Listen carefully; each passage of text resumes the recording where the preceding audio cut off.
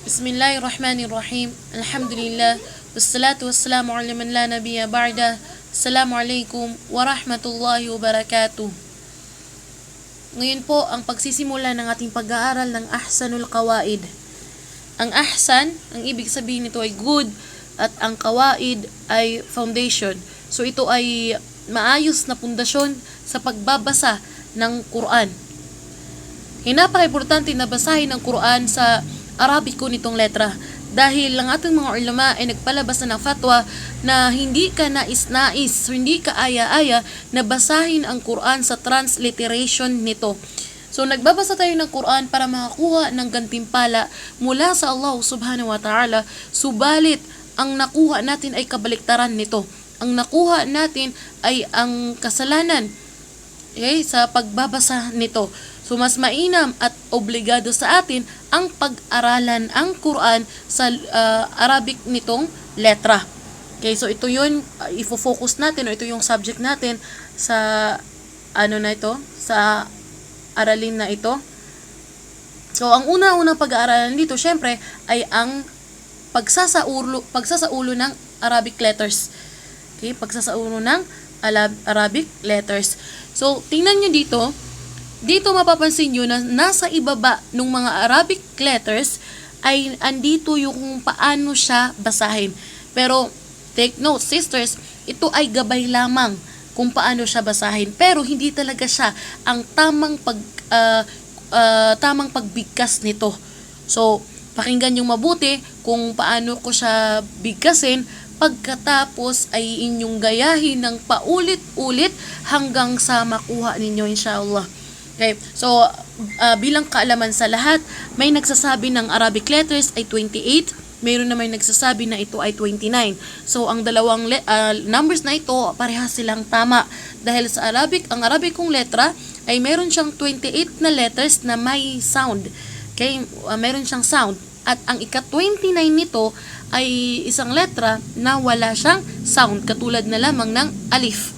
Okay, so ang trabaho ng alif ay pampahaba lamang kung ano man yung nauna sa kanya. Okay? So, ang letra ay 28, maaaring 28, at maaaring nitong sabihin na ito ay 29. Okay, so simulan natin ang pagbabasa nito. So, ang papapayo ko ay basahin nyo po ng basahin, pagkatapos ay tsaka nyo sauluhin. Kaysa naman na magsasaulo na po kayo na mali ang inyong pagkabigkas or pronunciation nyo, mahirap na po itong baguhin. Kaya inshallah, pakinggan nyo mabuti at pagkatapos ay gayahin nyo po ang aking pagbabasa. Kaya ang unang letra, isa pa po sisters, no? Ang pagbabasa sa Lugha Arabiya ay magsisimula po yan sa kanan. Kanan, pakaliwa. Okay, unlike sa English na alphabet, sila ay nagsisimula sa kaliwa, papuntang kanan. Sa Arabic, inuulit ko, ay mula sa kanan, papuntang kaliwa. So, right to left po tayo. So, ang unang letra na nandito ay alif. Okay? So, ito ay alif. Sinundan ng ba. Okay, so parang bilang yan. Ba. Sinundan ng ta. So para ka din na, ang letra na yan ay parang nakasmile. So ikaw din na nagpro-pronounce ay para ka din nakasmile. Ta. So ang tip of the tongue ay nasa likod po ng sa ngipin, no? Sa taas ng ngipin. Ta. Okay. So, ulitin natin. Alif. Ba. Ta. Okay? Sunod na letra, TH. Fa. So, labas nyo po yung dulo ng dila. So, konti. Fa. Mag-ingat po kayo na ito ay maging sa. Okay? Kasi may mga ibang nagbabasa nito na ito ay nagiging sa. Naririnig na siya as S. So, ito ay TH lamang po. Fa. Okay. Fa. Sumunod ay jim. Ang gitna ng dila po ay ididikit po siya sa may ngala-ngala. Jim. Okay? So, ulitin po natin. Alif. Ba. ta, th, fa, next, jim. Okay, ulitin po natin, alif, ba, ta, fa, jim. Okay, so sa next po, ito ay ha. Okay, ito ay mapapansin nyo, parehas siya ng itsura nung jim, kaya nga lang walang tuldok. Okay, so ito ay ang ating lalamunan po ay ibabahagi po natin yan sa tatlo. So ang una niyan ay bandang sa itaas at nasa gitna at bandang tawag dyan, itong bandang sa baba ng lalamunan. So itong ha ay nasa gitna, kukunin po natin siya. Ha, so ito ay malinis. Ha, ha, ha, ha. Okay, ha. Okay. Sumunod po ay yung katulad lang din nila ng itsura na may tuldok naman sa itaas, to KH. Ito ay ang letra na ito ay mabigat na letra. So ito ay nasa itaas ng ngalang-ngala. Kha, kha, para kang lumalabas po ng plema, no? Kha, kha, kha. Yun. Kha. Okay, ito ay kha. KH, kha. Okay. Ha, kha. Ang susunod na letra ay dal. Dal. Okay, so ano lang po yan? Normal. Dal. So para kaling naka-smile po. Dal. Sumunod, lagyan nyo lang ng H yan. Ilabas nyo lang po ng konti yung tip of the tongue nyo po. Yung ang tawag dyan. Ano po ng dila nyo. So yung tip mo niya. Val. Val. Okay, dulo ng dila pala. Okay, so sa dulo ng dila, ilabas nyo na po ng konti. Val. Okay, sumunod po ay ro. Mabigat po siya na letra din. Ro. Ro. Ro. Balik po natin sa alif. Alif. Ba. Ta. Th. Fa.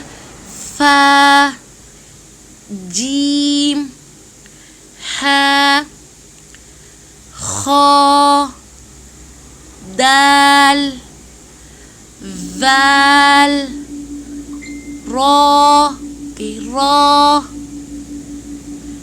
Okay, next, ro na may tuldok sa taas po. Ito ay za, za, za, za. Z, parang Z. Z lang din po yan siya. Za. Sumunod, si, sin. Sin. Sin. Sunod po, lagyan nyo lang ng H. Shin. Shin. Ang susunod niya na letra ay, ito ay makapal na letra. Mabigat po siya na letra. Sod. Sod. Sod. Ang susunod ay bod. Bod. So, ang dila po ito ay nasa loob lang po siya. Ito ay madidikit po yung bandang gilid po ng dila sa may ngipin. Bo. Isang side lang po ng dila. Bo. At saka yung hanggang doon po sa dulo ng dila. Bo, bod, bod. Kaya ulitin po natin sa pinakauna. Alif. Ba, ta, fa, jim, ha, kho, dal, val, ro, za, sin,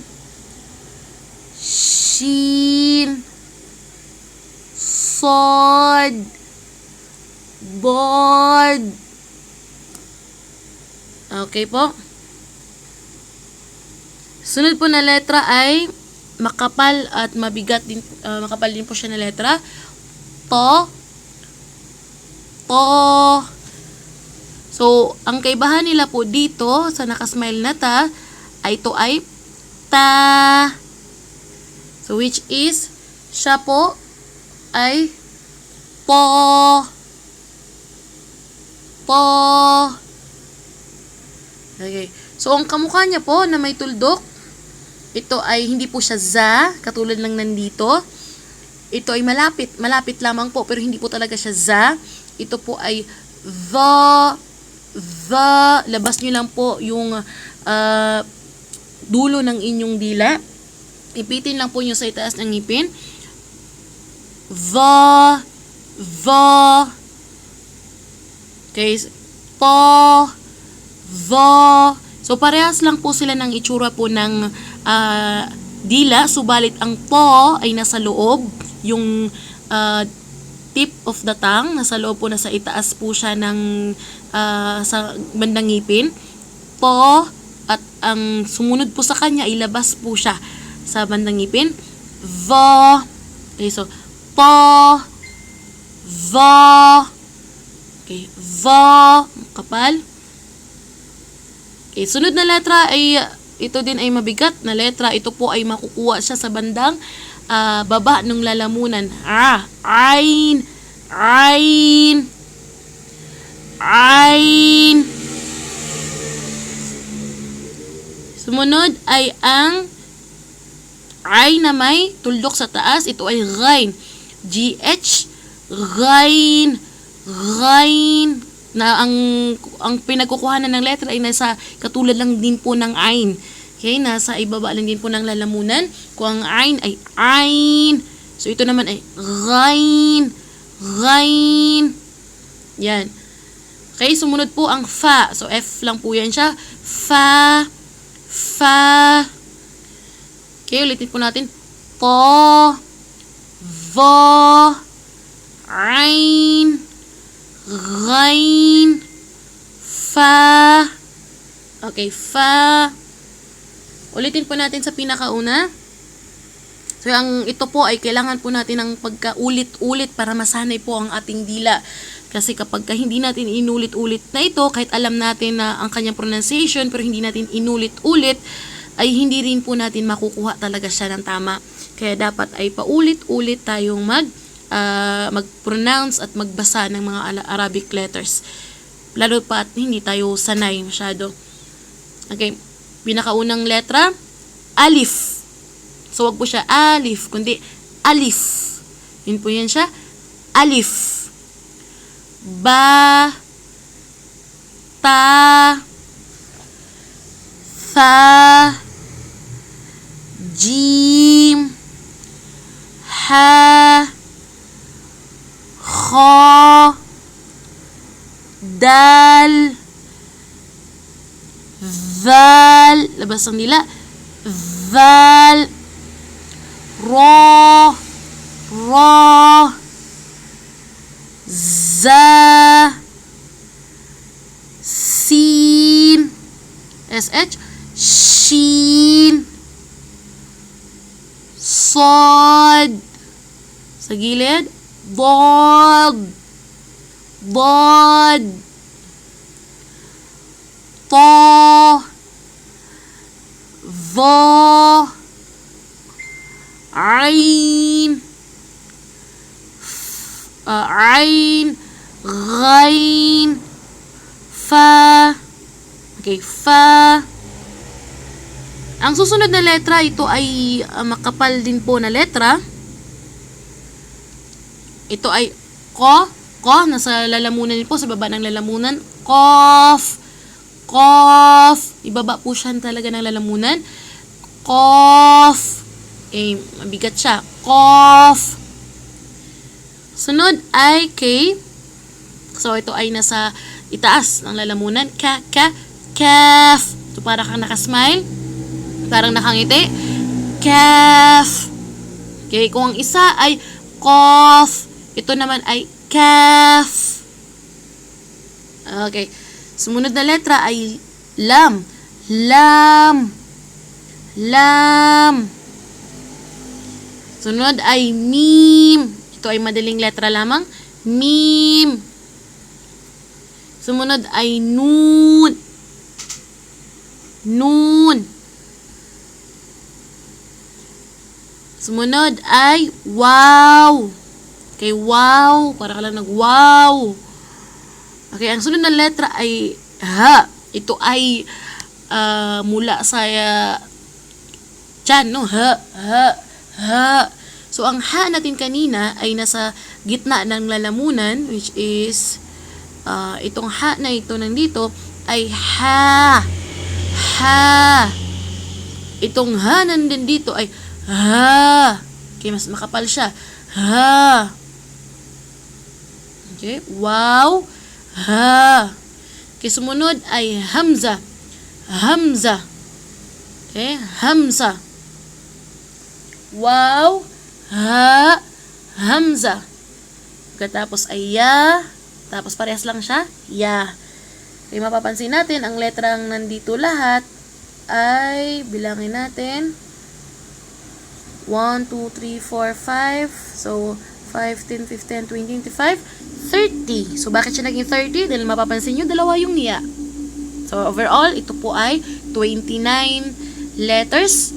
Kasali na po dito yung alif.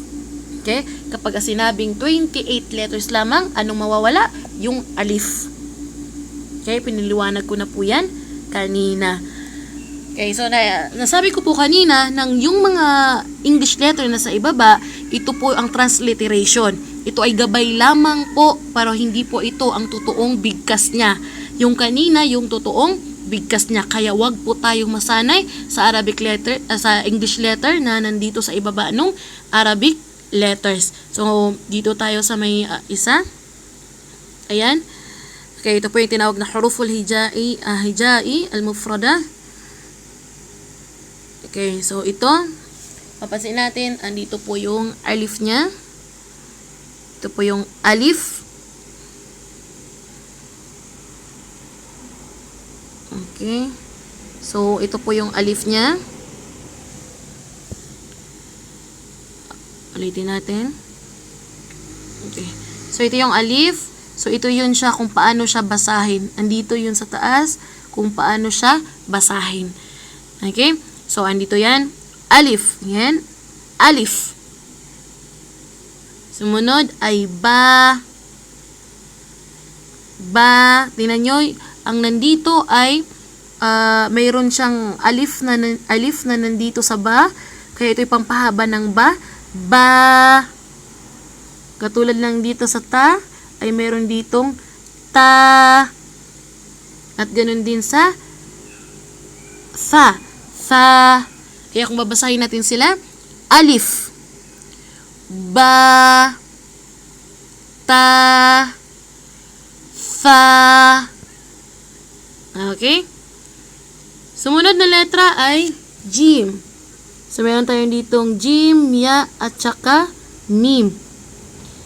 So, jim, ano natin yan? Jim. Lagi niyong tandaan na sa Arabic letters or sa Arabic na pagbabasa po ay ang meron lang po tayo is a. Kapag sinabing a. A. Kapag sinabing i. Wala po siyang e. I. Kapag sinabing u. Wala pong o. Kaya a, i, u. Yun lang po ang meron tayo. So, ito yun. Pag jim, yan ay jim. Kung hindi po yan gem. Hindi yan siya gem. Kundi jim. Okay, jim. Ulitin po natin. Alif. Ba. Ta. Fa. Jim. Okay, jim. Sumunod ay ha. Ha. Mapapansin nyo, ito din ay merong alif. Kaya, papahabain natin yan. Ha. Kaya ang purpose ng alif ay pampahaba. Ha. Next. Kha. Kha. Ito ay, sunod na letra ay may dal, at saka alif, at saka lam. So, ang basa dyan, dito sa letra na ito ay dal. Dal. Sumunod na letra ay val. Val. Okay. Sumunod, makapal na letra, ro. Ro. Okay, ito ay ro. Okay. Sumunod, za. Za. Za. Sumunod, sin. Sin.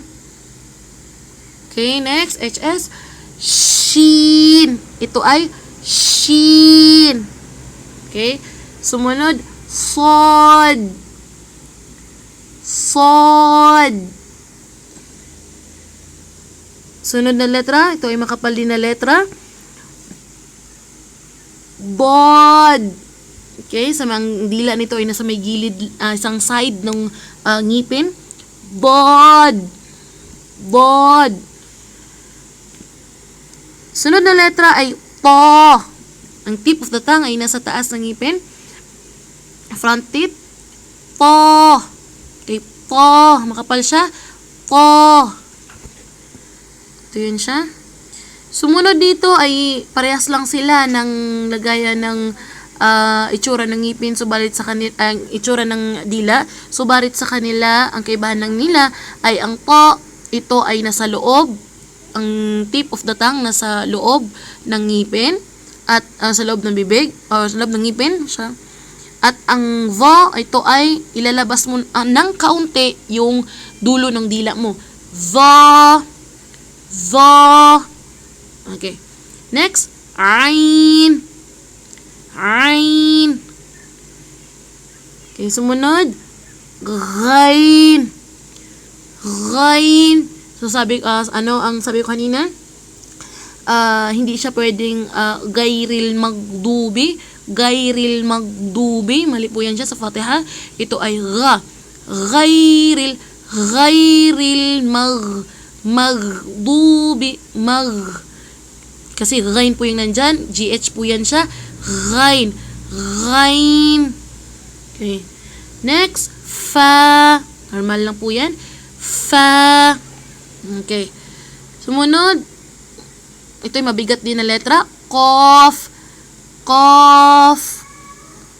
Kof. Okay. Sumunod ay kef. Ito ay kef. Nakasmile ka lang. Kef. Sumunod ay lam. Lam. Sunod, mim. Mim. And then, nun. Nun. Okay, sa huling letra niya, wow. Ha. Ha. Makapal siya. Ha. Hamza. Next, hamza. Tapos ay ya. Tapos ya. So may tuldok, ya. Walang tuldok, ya pa rin yan. Ya. Ya. Okay, subuin na po natin lahat. Mula sa pinakauna, alif. Alif. Ba. Ta. Fa. Jim. Ha. Kha. Dal. Val. Ra. Za. Sin. Shin. Sod. Dod. Dod. Ta. Va. Ain. Ghain. Fa. Qaf. Kaf. Lam. Mim. nun, waw, ha, hamza, ya, So yan po ang Arabic letters natin na dapat ay isaulo po natin ito na may tamang pagkabigkas nito. Paulit-ulit po natin pakinggan ang lecture po na ito. At pagkatapos ay kapag nasanay na yung bibig, tsaka nyo, at nakuha nyo na po, at nasunod nyo na po ang aking pagbabasa, tsaka nyo po siya isaulo inshallah ta'ala. At sa darating na Biyernes po ay ipaparecite ko po ito sa inyo. Okay? Ipaparecite ko po ito sa inyo. At inshallah kung may mali po kayo ay iko-correct po natin doon. So, hanggang dito na lamang po muna tayo. Unti-untiin po muna natin. So, subhanakallahumma bihamdik. Asyhadu an la ilaha illa ant. Nastaghfiruka wa natubu ilaik. Amma ba'd. Assalamualaikum warahmatullahi wabarakatuh.